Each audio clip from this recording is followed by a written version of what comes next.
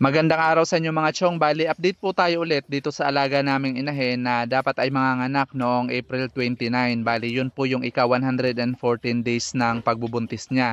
Pero lumagpas po ito mga chong at hindi po ito nagkaroon ng senyales ng pagle-labor. Lumaki naman po ang kanyang tiyan pero hindi po namin ito nakitaan ng senyales na talagang manganganak po itong alaga naming inahin. Kaya naman nagturok na po kami ng oxytocin nung nakaraan dahil wala po kasi kaming mahanap na lutalize dito sa lugar namin mga chong. So dahil wala rin naman gumagalaw na mga biik doon sa tiyan ng alaga namin, ay tinurukan na po namin ito ng oxytocin nung ika-118 days niya sa pag-aakala na patay na po lahat ng biik sa loob ng kanyang sinapupunan mga chong.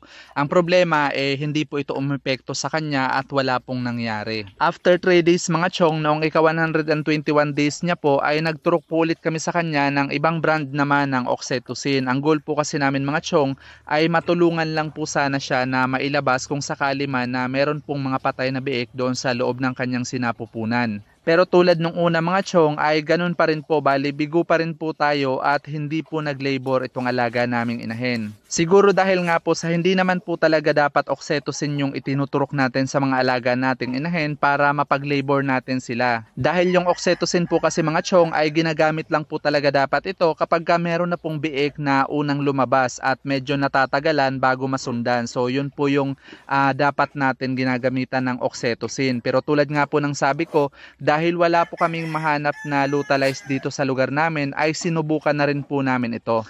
Charge to experience mga chong ay hindi po talaga ito tumalab at hindi po nag-labor yung alaga nating inahin. Kaya naman nung nakaraan ay minabuti na po natin na umorder po ng lutalize online. Ang problema medyo matagal po ito bago dumating dito sa amin sa Masbate at nung ika-126 days niya po ay saka pa lang po dumating itong in-order po naming lutalize. Medyo natagalan rin po talaga mga chong dahil malayo po kasi talaga itong lugar namin. Kami po ay nasa pinakadulong isla ng Bicol Region. Ayan, at dahil dumating na nga po itong gamot na inaantay natin mga chong ay magtuturok na po kaagad tayo dito sa alaga naming inahin. Magbibigay po tayo sa kanya ng 2 ml netong lutalize. At oobserbahan po natin ulit ito kung magle-labor po siya at kung meron po siyang mailalabas na mga biik, patay man po ito o buhay. Medyo may kamahalan rin po pala itong lutalize mga chong. Nabili po natin ito online sa halagang 2,400.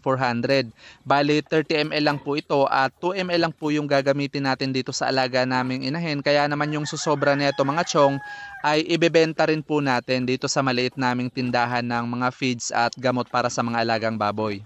Intramuscular o direkta po sa laman yung tamang pamamaraan ng pagtuturok nito sa mga alaga nating inahin mga chong at dito sa bandang leeg po natin ito ituturok.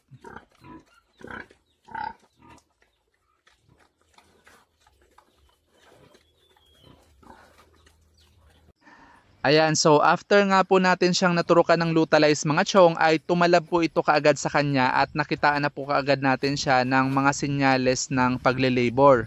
Nandun na po yung panay dumi po siya ng paunti-unti at hindi na rin po siya mapakali mga chong. Hinihingal na rin po itong alaga natin mga chong, so ito po yung mga palatandaan na nagle-labor na po siya. At nung nag-check rin po tayo sa dede niya mga chong ay meron na rin pong gatas na lumalabas sa mga ito. So magandang senyales po ito mga chong at umaasa po tayo na mailabas niya na kung ano man po yung meron sa loob ng sinapupunan niya. Medyo marami rin po pala yung nakaka-encounter ng ganito ngayon sa mga alaga nilang inahin dahil nga po sa marami pong nagchat-chat sa atin at nagko-comment doon sa mga nauna po nating video kung ano na po yung update dito sa alaga naming inahin dahil nga po sa ganito rin daw po yung pinagdadaanan ng mga alaga nilang inahin. That's all for now mga chong. Thank you for watching and happy farming!